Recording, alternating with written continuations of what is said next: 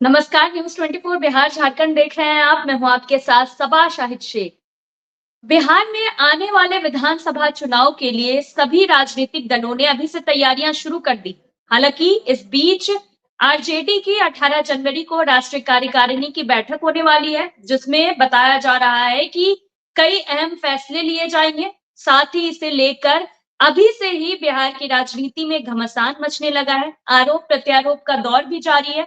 वहीं बीजेपी की तरफ से इस बैठक को लेकर निशाना भी साधा जा रहा है। कहा यह भी जा रहा है कि आरजेडी में कहीं ना कहीं अपने ही लोगों में घमासान मचा हुआ है, और साथ ही साथ ये भी लालू यादव को सलाह दी जा रही है कि वो अभी से ही अपनी पार्टी में 4 हिस्सों में अपनी पार्टी को बांट दे। हालांकि अब आगे क्या होगा ये तो देखने वाली बात होगी। तो चलिए आज इसी पर चर्चा करते हैं। चर्चा के लिए हमारे साथ तमाम गेस्ट जुड़ रहे हैं।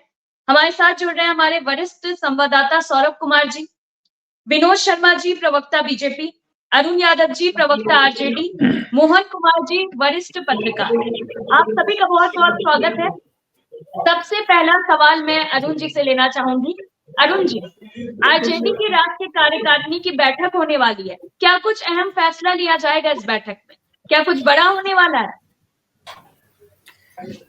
देखिए सबा जी, राष्ट्रीय जनता दल की कार्यकारिणी की बैठक हमारे आदरणीय नेता लालू प्रसाद यादव जी ने 18 जनवरी को बुलाई है। ये तो सामान्य प्रक्रिया है। और पार्टी की राष्ट्रीय कार्यकारिणी की बैठक हो या प्रदेश कार्यकारिणी की बैठक हो, तो अपने तरीके से माननीय अध्यक्ष बुलाते ही रहते हैं और बहुत सारी चीजों का समीक्षा किया जाता है। दल है, संगठन है, गतिविधि है, बहुत सारी बातें होती रहती है और उसी उद्देश्य से राष्ट्रीय कार्यकारिणी की बैठक लाई गई है। चलिए ठीक है अरुण जी, फिर आपका रुख करेंगे। ठीक है अरुण जी, फिर आपका रुख करेंगे। सीधा रुख करना चाहूंगी विनोद शर्मा जी का। विनोद जी, क्या लगता है आपको, सब कुछ ठीक है? ये राष्ट्रीय कार्यकारिणी की बैठक सिर्फ ऐसे ही बुलाई गई है या कुछ होने वाला है? देखिए, किसी पार्टी का ये आंतरिक मामला और सामान्य प्रक्रिया है बैठक बुलाना।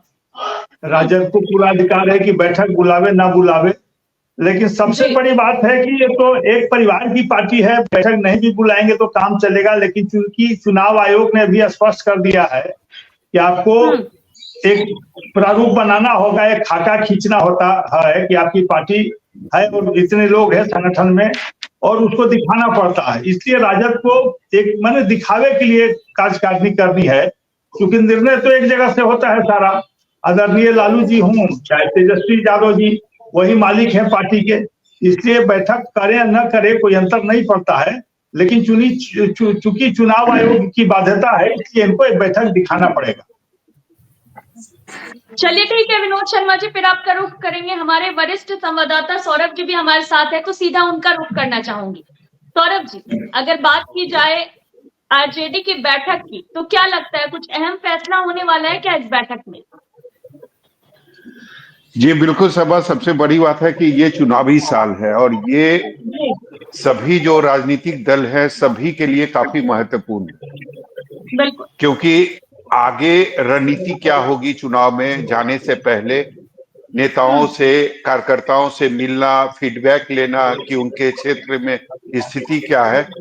तो निश्चित रूप से बैठक में कई चीजें तय होती हैं और चुनावी साल में अगर बैठक हो रही है, राष्ट्रीय कार्यकारिणी की बैठक है, तो यह काफी महत्वपूर्ण है। और दूसरी तरफ जो खबरें आ रही है कि ये बैठक इसलिए भी महत्वपूर्ण है क्योंकि इस बैठक में जो आरजेडी के प्रदेश अध्यक्ष हैं उनको बदला जाएगा।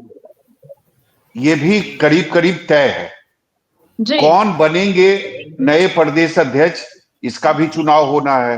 हालांकि कई नाम जो हैं वो लगातार खबरों में आ रही है, चर्चा में आ रही है, लेकिन ये देखने वाली ये बात होगी कि आरजेडी का नया प्रदेश अध्यक्ष कौन होता है। और बिहार में सबको पता है कि चुनाव में जाति समीकरण का ध्यान जो है वो काफी अहम रहता है।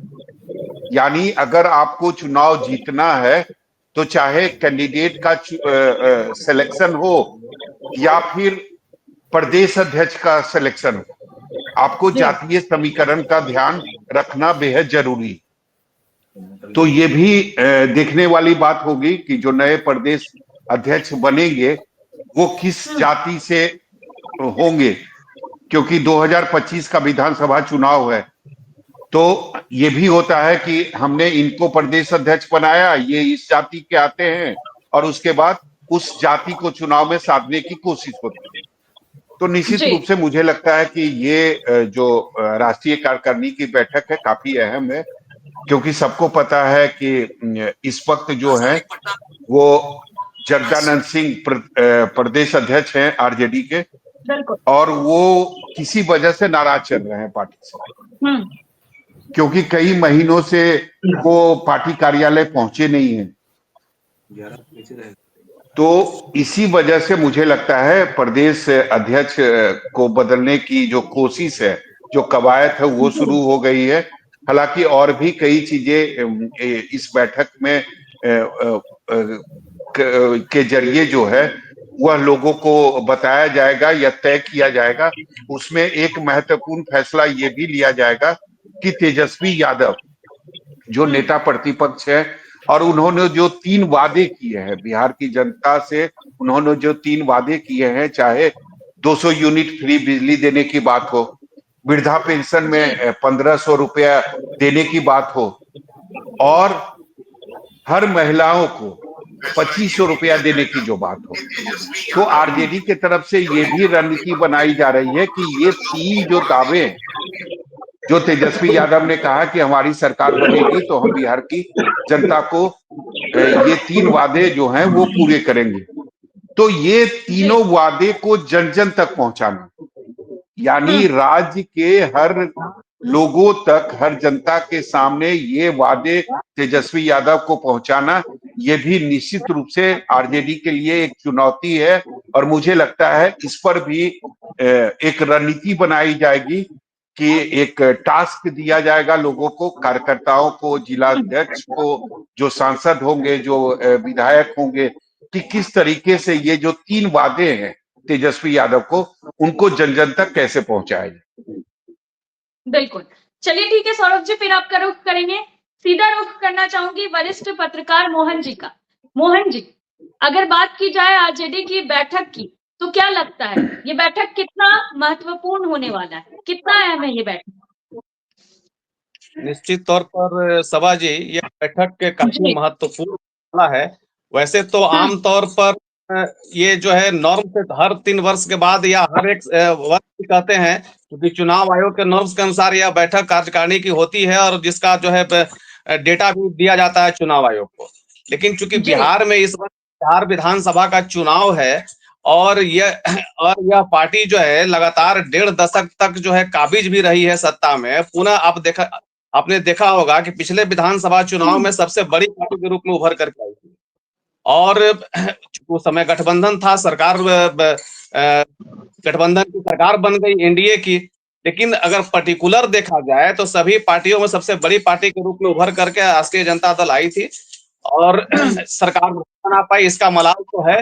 तो निश्चित तौर पर इस बैठक को महत्वपूर्ण इसलिए माना जा रहा है कि पिछले चुनाव में लगातार शिकस्त खाने के बाद कहीं प्रदेश अध्यक्ष अपनी नैतिक जिम्मेवारी ले रहे थे और कुछ नाराजगी भी व्यक्त कर रहे थे कि उनके मनोनुकूल जो है कार्य नहीं हुआ। तो कई महीनों से वो कार्यालय भी नहीं जा रहे हैं। तो यह अंदाजा लगाया जा रहा था कि इस कार्यकारिणी में प्रदेश अध्यक्ष भी बदले जाएंगे और कुछ बड़ा निर्णय भी हो सकता है। हालांकि अध्यक्ष तो पहले भी बदलते रहे हैं, पहले भी कई बार प्रदेश अध्यक्ष बदले गए हैं, राष्ट्रीय अध्यक्ष भले ही नहीं बदले गए हों। इसी कारण जो है विपक्ष का यह आरोप भी रहा है कि यह जो है पर्टिकुलर एक परिवार की पार्टी है।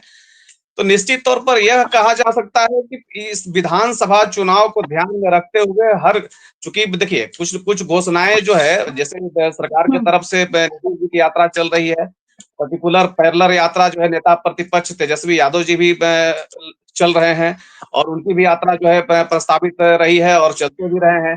आपने देखा होगा कि नीतीश जी का यात्रा का तिथि बढ़ गया था, लेकिन वो समय से अपनी यात्रा शुरू करके और यात्रा के पहले दिन ही सीमांचल से उन्होंने कुछ महत्वपूर्ण घोषणाएं भी की। भाई बहन सम्मान योजना, इस तरह का, तो ये सारे जो है स्ट्रेटजी आम कार्यकर्ता तक जाए, इसलिए जो है इस कार्यकारिणी को भी महत्वपूर्ण माना जा रहा है। और निश्चित तौर पर कुछ अच्छे निर्णय होंगे, आम जनता तक पहुंचाए जाएंगे पार्टी के निर्णयों को। चलिए ठीक है मोहन जी, फिर आपका रुख करूंगी, सीधा रुख करना चाहूंगी अरुण जी का। अरुण जी, प्रदेश अध्यक्ष बदलने वाले हैं आप लोगों के, कितनी सच्चाई है इस बात पे? म्यूट अनम्यूट कर लीजिए अरुण जी, म्यूट पे हैं आप। देखिए सभा जी, जहां तक कार्यकारिणी की बैठक का सवाल है, तो पहले ही हमने कहा ये किसी भी पार्टी के लिए, संगठन के लिए सामान्य प्रक्रिया है। और मोहन जी ने भी ठीक ही कहा, किसी भी दल का 1 साल में 2 साल में राष्ट्रीय कार्यकारिणी की बैठक होती ही रहती है। बैठक में सारे बिंदुओं पर उस पर चर्चा होती है, समीक्षा होती है। और आप लोगों के लिए इसलिए खास लगता होगा कि कार्यकारिणी की बैठक महत्वपूर्ण है, क्योंकि चुनावी वर्ष है और तरह तरह की बातें लोग हवाओं में कयास लगाते हैं।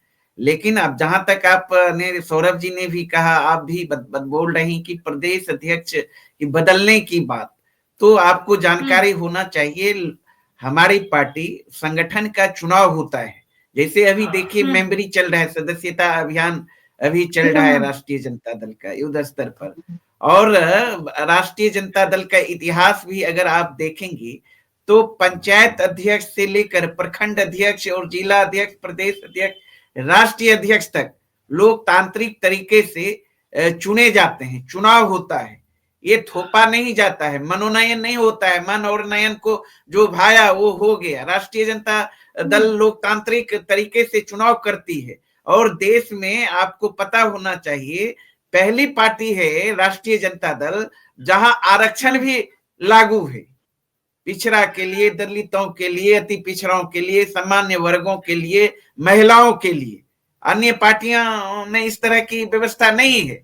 और जहां तक हमारे विनोद भाई बोल रहे थे, ये तो भारतीय जनता पार्टी में लोकतांत्रिक तरीके से चुनाव नहीं होता है, जो मन और नयन को भाया मनोनयन कर दिया जाता है।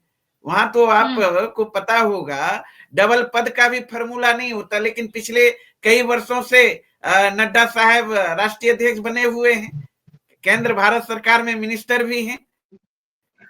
आपने देखा बिहार में भी इनके प्रदेश अध्यक्ष डबल पद लेकर बैठे हुए हैं।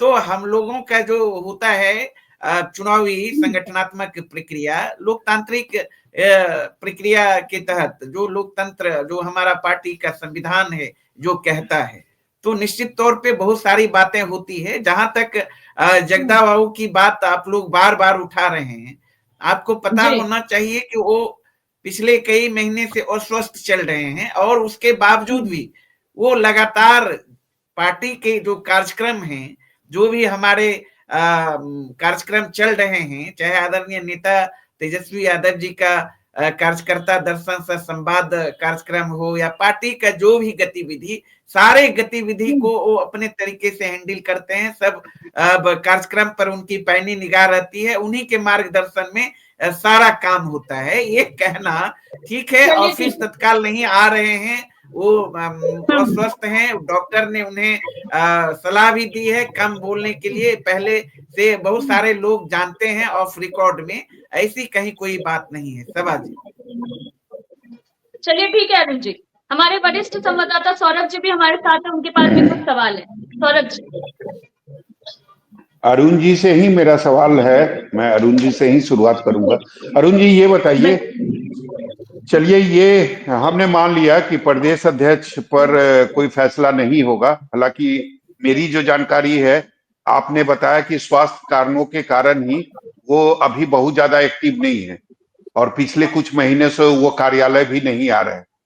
तो हो सकता है स्वास्थ्य कारण से ही उनके मतलब उनको बदलने का फैसला लिया है राष्ट्रीय अध्यक्ष ने। देखिए सौरभ भाई, बदलना और बनाना राष्ट्रीय कार्यकारिणी में आज तक का इतिहास से तय नहीं होता है। वो चुनावी प्रक्रिया है, चुनाव के तहत चुना जाता है। और जो कि आपको पता है कि हमारी संगठन का सदस्यता अभियान प्रारंभ हो चुका है। सारा शेड्यूल जो भी होगा वो पार्टी के तहत वो आ जाएगा। तो ऐसा नहीं कि किसी बैठक में निर्णय ले लिए, कुछ ले लिए। और ये सवाल कहाँ है, सबसे पहली बात। और जहां तक बात है आए अथवा नहीं आए, वो अपने दायित्व का निर्वहन बखूबी कर रहे हैं हमारे आदरणीय प्रदेश अध्यक्ष। लेकिन चुनावी साल है अरुण जी, काम काफी ज्यादा होता है कार्यालय में, ये भी आपको पता है। चलिए ठीक है, आप ये बताइए मुझे कि ये काफी महत्वपूर्ण होगा राष्ट्रीय कार्यकारिणी की बैठक, क्योंकि आप लोगों के लिए एक सबसे बड़ी चुनौती ये है कि जो नेता वादा कर रहे हैं बिहार की जनता से, उसको जन जन तक पहुंचाना। बिल्कुल, ये स्वाभाविक है। किसी भी पार्टी के लिए, संगठन के लिए ये होता है। जो अब दल का प्रण होता है, संकल्प होता है, जो हमारे आदरणीय नेता का प्रण है, संकल्प है, वचन ले रहे हैं, स्वाभाविक है। इसे क्या आम आवाम जो भी कार्यक्रम है, हमारे कार्यकर्ता उसको जन जन तक पहुंचा रहे हैं पूरे मजबूती के साथ। हर प्लेटफॉर्म पर इस बात को रख रहे हैं, इसमें कहाँ कोई संदेह है। हाँ, ये बात है कि आप लोगों के लिए ये लगता है और लगना भी चाहिए, लेकिन राष्ट्रीय जनता दल का जो एजेंडा है, जो हमारे आदरणीय नेता का प्रण है, संकल्प है, जो वचन है, जो जिस वचन को लेकर हम जनता की लड़ाई लड़ते हैं, तो उसके लिए तो हम लोग अनवरत 24/7 आवर काम कर रहे हैं। इसमें कहाँ कोई दिक्कत है, सौरभ जी। चलिए विनोद जी, ये बताइए कि ये जो संकल्प है तेजस्वी यादव का, या लगातार अपनी यात्रा के दौरान वो जो वादे कर रहे हैं, इसका कितना असर बिहार की जनता पर होगा, आपको क्या लगता है? सौरभ जी, आप वरिष्ठ पत्रकार हैं। हमारे आदरणीय मुख्यमंत्री जी ने कल भी, नीतीश कुमार जी ने कल भी कहा कि मैंने 2 बार गलती से इन लोग को मौका दिया, ये लोग सुधारे नहीं। तो क्यों नहीं सुधरे, इस पर चर्चा होनी चाहिए। तो जनता तो जान गई है कि मुख्यमंत्री ने 2 बार इनको मौका दिया, लेकिन भ्रष्टाचार से नहीं उबर पाए, बाहर नहीं आ पाए। अब ये कह रहे हैं कि हम ये कर देंगे, वो कर देंगे। तो सबसे बड़ी बात है कि जनता विश्वास करेगी तब ना, आपको मौका देगी तब ना आप कोई वादा पूरा कीजिएगा। तो आपके वादे तो ऐसे ही अधूरे रह जाएंगे, क्योंकि जनता का विश्वास पूरी तरह से उठ चुका है। पहले भी जो 15 में लगभग चुनाव हुए थे, याद कीजिए, 22 सीटों पर राजद समट गई थी। कुछ परिस्थिति बस ठीक है, जुड़ा रहे कि इतने सीट आ गए हैं, परिस्थिति बस है, अब संभव नहीं है। नीतीश कुमार जी के नेतृत्व में बिहार काफी मजबूत हुआ है, भाजपा के सहयोग से, आदरणीय प्रधानमंत्री के आशीर्वाद से, और जनता इसी पर विश्वास करती है, इस गठबंधन पर करती है। इसलिए जो आने वाला चुनाव है काफी अहम होगा, और 2/3 मतों से हमारी सरकार फिर से बनेगी। इसलिए अभी सपना है तेजस्वी जी का, ठीक है, वादा करे, घूमे, मुंगेरी लाल के हसीन सपने देखे, लेकिन विनोद जी, एक सच्चाई ये भी है ना, और ये कई राज्यों में प्रयोग हो भी चुका है, और प्रयोग होने के बाद सफल भी हो चुका है, ये आपको पता है। चाहे फ्री बिजली की बात करें, या फिर महिलाओं को एक मुश्त रकम देने की बात करें। आपने देखा होगा झारखंड चुनाव, आप लोगों की करारी हार हुई, और एक उसका सबसे बड़ा कारण ये था कि हेमंत सोरेन ने अनाउंस कर दिया था कि अगर हमारी सरकार बनी तो महिलाओं को 2500 रुपया दिया जाएगा हर महीने। और आप लोगों ने देखा कि कैसे चुनाव में महिलाएं जो थी वो काफी बढ़ चढ़ कर उन्होंने हिस्सा लिया था। तो अगर ये चीज तेजस्वी यादव बिहार में करना चाहते हैं, तो आप लोगों के लिए तो आने वाले दिनों में मुश्किलें बढ़ जाएगी, परेशानी बढ़ जाएगी। देखिए, मैंने अभी चर्चा किया कि देखिए, झारखंड और महाराष्ट्र में जो थी हमारी, उनकी सरकार थी, हेमंत सोरेन की सरकार थी, वो बजाते सरकार में थे, वो योजना शुरू कर दिए थे चुनाव के पहले ही, और महाराष्ट्र में हमने भी कर दिया था। तो असर पड़ा निश्चित रूप से, लेकिन सत्ता हमारे हाथ में थी या उनके हाथ में थी? यहाँ सत्ता है कहाँ कि इनके वायदों पर विश्वास करेगा? तो आपके हाथ में सत्ता है तो आप कुछ ऐसा शुरू कर दीजिए। अगर आपके हाथ में बिहार की सत्ता है तो चुनाव से पहले आपका कोई ऐसा प्लान है, कोई फ्यूचर प्लान है कि आप लोग भी महिलाओं को एक मुश्त राशि देने के लिए सोच रहे हैं? देखिए, निश्चित रूप से वो सारी चीज सामने आएगी, लेकिन स्पष्ट है कि हमारे आदरणीय मुख्यमंत्री ने वायदा किया था 10 लाख लोगों को नौकरी देने का, सरकारी नौकरी देने का। 9,06,000 दे चुके हैं और करीब 12 लाख पूरा हम लोग चुनाव के पहले देंगे। 20 लाख रोजगार का, 10 लाख रोजगार का वादा किया था हमने, लेकिन करीब 20 लाख रोजगार हमने दिया। करीब करीब 24 लाख लोगों को लघु कुटीर उद्योगों से जोड़ के रोजगार देने का काम कर रहे हैं। युवा हमारे बेरोजगार नहीं रहेंगे और बिहार सबल और मजबूत होगा। तो हम तो अपने वायदे पर चल रहे हैं, जनता देख रही है, और निश्चित रूप से जो भी वादे करेंगे, खोखले वादे नहीं करेंगे, हम वैसा ही वादा करेंगे जो पूरा कर पाएंगे और करके दिखाएंगे। तो हमारे माननीय मुख्यमंत्री काफी इस पर सजग हैं और निश्चित रूप से चुनाव के पूर्व और भी बहुत सारे निर्णय होंगे और वायदे होंगे जिसको हम पूरा करके दिखाएंगे। चलिए अरुण जी, जवाब दीजिए। देखिए सौरभ जी, सबसे पहली बात तो मैं बता दूं, और आप भी जानते हैं, विनोद भाई अभी बोल रहे थे कि जब मौका मिला तो इन्होंने भ्रष्टाचार करने का काम किया नीतीश जी के साथ सरकार बनाने का। 15 से 17 तक सरकार में रहे, हम लोग रहे, हमारे आदरणीय नेता मिनिस्टर रहे। 2022 से लेकर 17 माह इधर भी रहे। आज तक ये लोग भ्रष्टाचार का आरोप लगाते रहे लेकिन साबित नहीं कर पाए। डबल इंजन की सरकार है बिहार में, केंद्र में भी, यहाँ भी, पूरा सिस्टम इसके पास है। तो इनके आरोपों में कितना दम है ये तो जग जाहिर है। सौरभ भाई, एक बात, आज तक आरोप सिद्ध नहीं कर पाए तेजस्वी यादव जी का, एक पैसे का आरोप नहीं, सिर्फ गाल बजाना, झूठी बात परोसना इन लोगों की आदत है, और जो कि पब्लिक भी जान रही है। अब चलिए, कथनी और करनी में कितना फर्क है। भाजपा जो कहती है वो करती नहीं, लेकिन हमारे आदरणीय नेता तेजस्वी यादव जी जो कहते हैं वो करते हैं, जो कि 17 माह के सेवा काल में करके दिखाया। ये अभी 9.5 लाख की जो बात कर रहे थे नौकरी की, ये अपनी बात करे ना, ये तो ठीक है, ये बता रहे थे तो तेजस्वी जी का प्रण था। नीतीश जी, तेजस्वी जी सरकार में थे तो महागठबंधन सरकार ने पूरा किया। सौरभ भाई, आपको याद होगा 2015 का भी चुनाव, उस समय भारतीय जनता पार्टी ने प्रोमिस किया था बिहार में लैपटॉप, उस समय विनोद शर्मा जी कांग्रेस में थे, लैपटॉप देने की बात कही थी, स्कूटी देने की बात कही थी। ठीक है, 15 में महागठबंधन की सरकार बन गई, फिर 17-18 माह बाद बीजेपी आ गई, लेकिन वादा पूरा नहीं कर पाई। 2020 के बिहार विधानसभा चुनाव में भी 19 लाख नौकरी कहिए, रोजगार कहिए, इनके भाषा में देने की बात कही थी भारतीय जनता पार्टी ने। 2020 से लेकर 9 अगस्त 2022 तक भारतीय जनता पार्टी नीतीश जी के साथ सरकार में रही, 19 रोजगार नहीं देने का काम किया।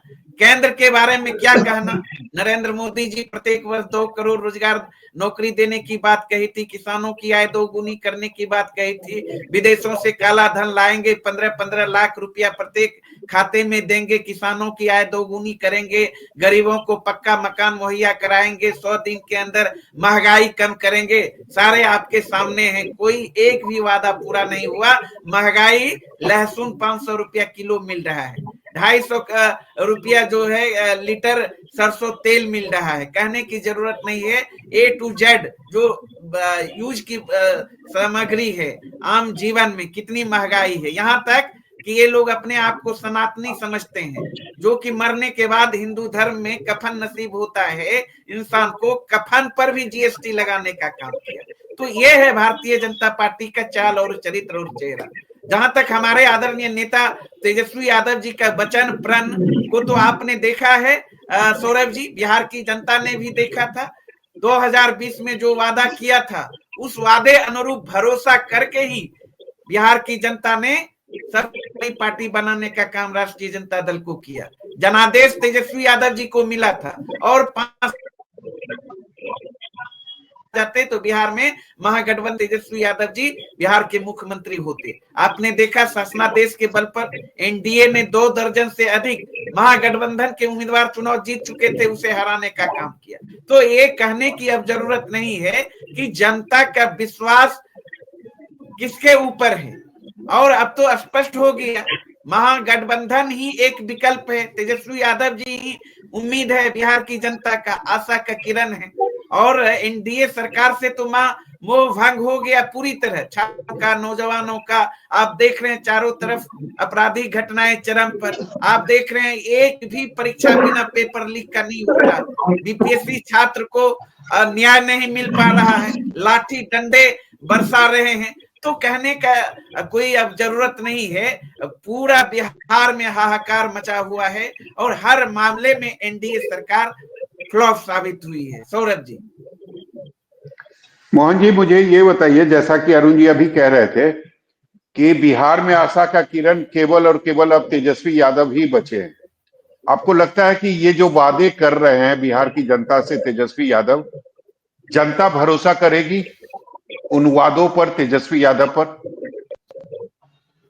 ये सौरभ जी, आप भी भली भांति जानते हैं यह चुनावी वर्ष है, तो तमाम राजनीतिक पार्टियां जो है लोक लुभावन वादे करेंगी पब्लिक से, और यह उनका हक भी है।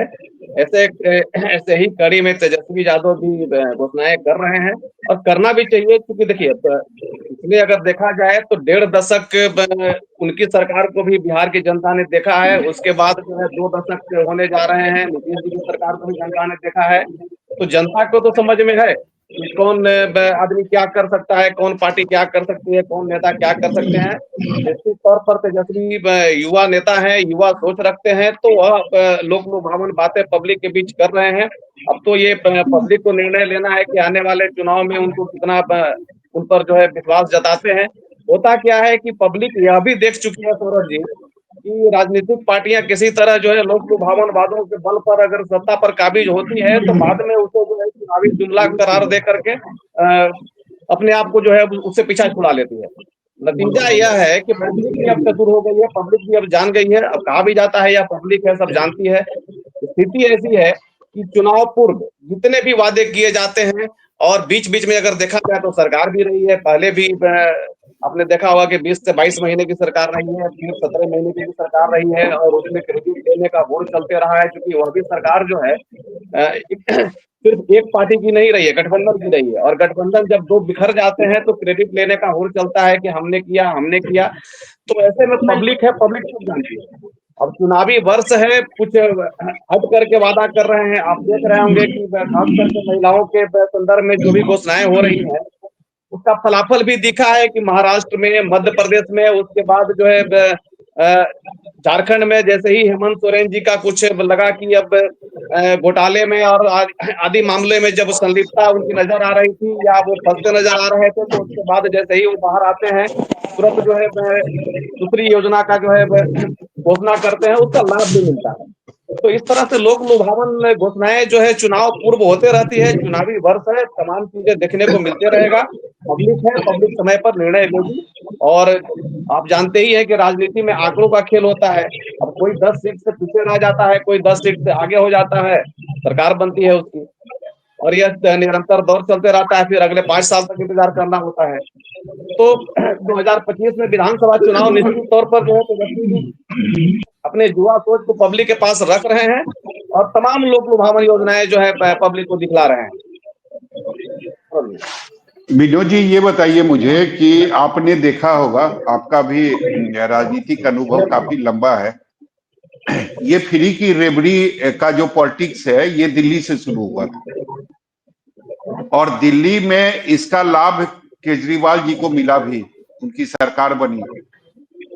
तो अगर ये वादे फिर से अगर बिहार में चूंकि मुझे लगता है ये पहली बार हो रहा है, और शुरुआत तेजस्वी यादव ने की, 200 यूनिट फ्री बिजली, महिलाओं को 2500 रुपया मिलेगा पर महीना, जो वृद्धा पेंशन के तौर पर 1500 रुपया मिलेगा। तो आपको नहीं लगता कि ये बड़ी चुनौती होगी एनडीए के लिए?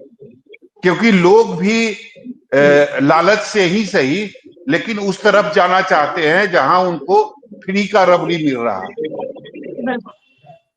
तो सौरभ जी देखिए, केजरीवाल जी नए नए आए थे, उनका वादा चल गया, उनके वादे पर लोग को विश्वास हो गया। जब पहली बार वो आए थे, बिजली फ्री पानी लोगों ने विश्वास करके दिया, निश्चित रूप से उसका फायदा मिला। लेकिन राजद के साथ वो बात नहीं है। राजद ने लंबे समय तक शासन किया इस बिहार में, तो उसके कार्यकलापों का आकलन करेगी जनता। 15 साल में क्या किया। तेजस्वी यादव जी 2 बार 20 महीने और 18 महीने रहे, उसमें क्या किया। तो कभी तो इस तरह की बातें नहीं की उन्होंने, न महिला के हित में, न युवा के हित में, न इस तरह की कोई काम किया। और न बिहार की जनता को अभी तक जवाब दिया कि 36 परिसंपत्तियों के मालिक कैसे हो गए, जो बहुत बड़ा अहम प्रश्न है बिहार की जनता के दिमाग में, कि इतनी कम समय में, इतनी कम उम्र में इतनी संपत्तियों के मालिक आप कैसे हो गए। और विनोद जी उपलब्धियां बताइए, 20 साल से आप हैं आज ही पेपर में छपा है, जब कुछ नहीं मिलता है तो इधर उधर की बात करना शुरू कर देते हैं। अरुण जी आपके पास आएंगे, विनोद जी को बोलने दीजिए। अरुण जी आपके पास आएंगे। सच्चाई सुन लीजिए ना, सच्चाई कड़वी लगती है, थोड़ा सुन लीजिए। आज ही मैंने पेपर में देखा कि लालू यादव की जब्त जो संपत्ति है यहाँ पर गोला रोड में, उसकी बाउंड्री वॉल गिर गई है। जब्त है, क्यों जब्त है भाई? अगर सही है तो आपने क्यों नहीं छुड़ा लिया? तो कहीं ना कहीं कार्रवाई, न्यायिक प्रक्रिया चल रही है, जांच चल रही है, थोड़ा समय लगता है। लालू जी में भी 20 साल लगे सजा होने में। तो ऐसा नहीं कि एक दिन में कोई सजा होता है। तो इस संपत्तियों का जवाब तो मुख्यमंत्री ने उठाया था कि कहां से संपत्ति लाए हो, जवाब दो। तो ये तो जनता को देना होगा, और जनता इसको नहीं भुला सकती कि आपको जब ने मौका मिला तो आपने रेलवे की नौकरी के नाम पर जमीन लिखवा ली। कोई गलत है क्या? उसके प्रमाण है, उसके लोग हैं, देने वाले लोग बोल रहे हैं, आप ही के परिवार के लोग बोलते हैं कि हमने जमीन देके नौकरी ली है। तो जब आपकी ये कार्य शैली रही तो कैसे लोग विश्वास करेगा? अगर मौका भी मिलेगा तो अब बिहार का भला नहीं, अपना और अपने परिवार का कीजिएगा तय है। इसलिए बिहार की जनता काफी सजग और काफी बुद्धिजीवी है, वो कभी भी झांसे में नहीं आने वाली है। वो जानती है कि मेरा भला किसमें है, और जो करके दिखाया नीतीश कुमार और भाजपा की सरकार ने, उसे नहीं भूला जा सकता। आज बिहार प्रगतिशील राज्यों की सूची में खड़ी है, बिहार बहुत आगे बढ़ चुका है। तो जानता है कि अगर मौका फिर से देंगे तो नीतीश कुमार के नेतृत्व में फिर से बिहार सबल होगा, मजबूत होगा, और इस तरह के भ्रष्टाचार से हम दूर रहेंगे। अभी भ्रष्टाचार कह रहे थे भाजपा पर, भाजपा में कहा कोई भ्रष्टाचारी है? भ्रष्टाचारियों को तो हम ठीक है, आप सजा की बात करें, नहीं हुआ तो ऐसे ही लोग हैं जिनको सजा नहीं हुआ है। अगर सजा होगा तो उसको भी हम बाहर करेंगे। आरोपित लोग हैं, कुछ लोग पर आरोप गलत भी लगते हैं। तो निश्चित रूप से अरुण जी बिहार की जनता को बताइए कि वो भी इसी तरह से सुखी संपन्न बड़े हो जाए, कम समय में इसी तरह के संपत्तियों के मालिक हो जाए। चलिए अरुण जी जवाब दीजिए। बिहार की जनता इस बार झांसे में नहीं आने वाली है। आप कुछ भी वादे करें, ना ही आपकी सरकार बनेगी, क्योंकि लोगों को पता है कि अगर इनकी सरकार बनी तो ये जो वादे कर रहे हैं ये पूरा नहीं। ये सौरभ भाई भारतीय जनता पार्टी पे लागू होती है, क्योंकि वो जुमलेबाजी करती है, भावनात्मक मुद्दे, भावनात्मक नारे के सहारे राजनीति करती है। और तेजस्वी यादव जी ने तो करके दिखाया है, और पहला राज्य बिहार और पहला नेता तेजस्वी यादव जी, जिन्होंने बिहार में रोजगार की, नौकरी की, मुद्दों की राजनीति शुरू की, जन सरोकार की राजनीति शुरू की 2020 में। है ना, 10 लाख नौकरी देने की बात जब उस समय हमारे आदरणीय नेता तेजस्वी यादव जी कहते थे, तो माननीय मुख्यमंत्री जी सहित भाजपा ही कहते थे कहां से देंगे नौकरी, कहां से लाएंगे पैसा, क्या बाबूजी के यहाँ से देंगे? तो आपने देखा ना 17 माह में, शायद विनोद जी को नहीं पता है, लेकिन शर्म से क्या बोलेंगे, भाजपा के प्रवक्ता हैं। 17 माह के सेवा काल में ना 5 लाख नौकरियां मिली, जाति आधारित गणना हुआ, मानदेय 2 गुना हुआ, आईटी पॉलिसी, स्पोर्ट पॉलिसी, कई तरह के योजना लागू हुआ। 4.5 लाख से अधिक नियोजित शिक्षकों को राजकर्मी का दर्जा तेजस्वी यादव जी का प्रण का अनुरूप था ना। तो ये बिहार रिजर्वेशन का दायरा बढ़ाया गया। अरुण जी आप भूल गए। बिल्कुल नहीं, वो भी बिल्कुल पिछड़ों के लिए, अति पिछड़ों के लिए, आदिवासियों के लिए रिजर्वेशन का दायरा बढ़ाकर 65% करने का काम किया। वहीं भारतीय जनता पार्टी को इतनी नफरत है पिछड़ों से, दलितों से, आदिवासियों से, कि उन्हें जो 9वीं अनुसूची में जारी नहीं डालने का काम किया मोदी सरकार ने। तो ये कहने की जरूरत नहीं है, बच्चा बच्चा बिहार में बोल रहा है नौकरी का मतलब तेजस्वी यादव जी, रोजगार का मतलब तेजस्वी यादव जी। ये कहने की अब जरूरत नहीं है, इसलिए तो भरोसा है तेजस्वी यादव जी पर, विश्वास है, आशा की किरण वो हो चुके हैं। उनको पता है जनता को कि तेजस्वी यादव जी की सरकार बनेगी तो 200 यूनिट बिजली फ्री मिलेगा। अभी जो सामाजिक सुरक्षा पेंशन योजना के तहत, वृद्धा पेंशन योजना के तहत 400 रुपया मिलता है, तो तेजस्वी यादव जी ने जो कहा है कि हमारी सरकार बनेगी तो 1500 रुपया मिलेगा, तो मिलेगा। तो ये सारी जो बातें हैं, वादे हैं, तेजस्वी यादव जी के वादे नहीं, वो प्रण लेते हैं, संकल्प लेते हैं, वो उसे जमीन पर उतारते हैं। ये भारतीय जनता पार्टी के चाल चरित्र में कहे कुछ किए कुछ। आज तक देखिए ना, अभी डेवलपमेंट की बात विनोद जी बोल रहे थे, देखिए नीति आयोग का रिपोर्ट पिछले ही महीनों आया था। आप देखिए विधानमंडल सत्र के दौरान जो कैग ने रिपोर्ट प्रस्तुत किया, क्या हालात है स्वास्थ्य विभाग का। नीति आयोग की रिपोर्ट ने स्पष्ट किया, स्वास्थ्य के मामले में, शिक्षा के मामले में, चिकित्सा के मामले में, पलायन के मामले में, रोजगार के मामले में, अपराध के मामले में, हर मोर्चे पर बिहार सरकार फेल, देश में अंतिम पैदान पे खड़ा है। तो ये कहने की जरूरत नहीं है। इसीलिए सौरभ भाई, मैं बात को समाप्त कर रहा हूं। 2025 में नई सरकार बनेगी, तेजस्वी यादव जी के नेतृत्व में फुल बहुमत की सरकार बनने जा रही है महागठबंधन का। चलिए ठीक है, चलिए विनोद जी आ गए, संवाददाता सौरभ जी से लेना चाहूंगी। जी बिल्कुल सभा, तो मैं शुरू में यही कह रहा था कि चूंकि चुनावी साल है तो राष्ट्रीय कार्यकारिणी की बैठक जो आरजेडी की होने वाली है ये काफी अहम इसलिए भी है कि पार्टी अगली रणनीति तय करेगी, रणनीति बनाएगी कि कैसे उसको चुनाव में उतरना है, किन किन मुद्दों के साथ चुनाव में जाना है, जो जो वादे तेजस्वी यादव कर रहे हैं कैसे उन वादों को जन जन तक पहुंचाना है। इसके अलावा जो प्रदेश अध्यक्ष है वो भी बदले जाएंगे, ये भी तय है, इसमें भी कोई दो राय नहीं है। लेकिन अगला प्रदेश अध्यक्ष कौन होगा, किस जाति का होगा, क्योंकि चुनाव में उस जाति को पार्टी साधने की कोशिश भी करेगी। तो ये सारी चीजें जो है ये राष्ट्रीय कार्यकारिणी की बैठक में होगी, और इसीलिए मुझे लगता है कि चुनावी साल में ये जो राष्ट्रीय कार्यकारिणी की बैठक है ये आरजेडी के लिए काफी महत्वपूर्ण। चलिए ठीक है, बहुत बहुत शुक्रिया आप सभी का हमारे साथ जुड़ने के लिए। दरअसल अगर बात की जाए आरजेडी की, तो 18 जनवरी को आरजेडी की राष्ट्रीय कार्यकारिणी की बैठक होने वाली है। बताया जा रहा है कि ये बैठक काफी अहम होने वाली है, क्योंकि इसमें प्रदेश अध्यक्ष भी बदले जाएंगे, साथ ही साथ आने वाले विधानसभा चुनाव के लिए रणनीति भी तैयार की जाएगी। फिलहाल के लिए इतना ही। देखते रहिए न्यूज़ 24 बिहार झारखंड। अगर आपको ये डिबेट अच्छी लगी तो इसे लाइक और शेयर जरूर करें। आप अपनी राय हमें कमेंट करके भी जरूर बताएं, और हमारे चैनल को सब्सक्राइब करना ना भूलें। नमस्कार।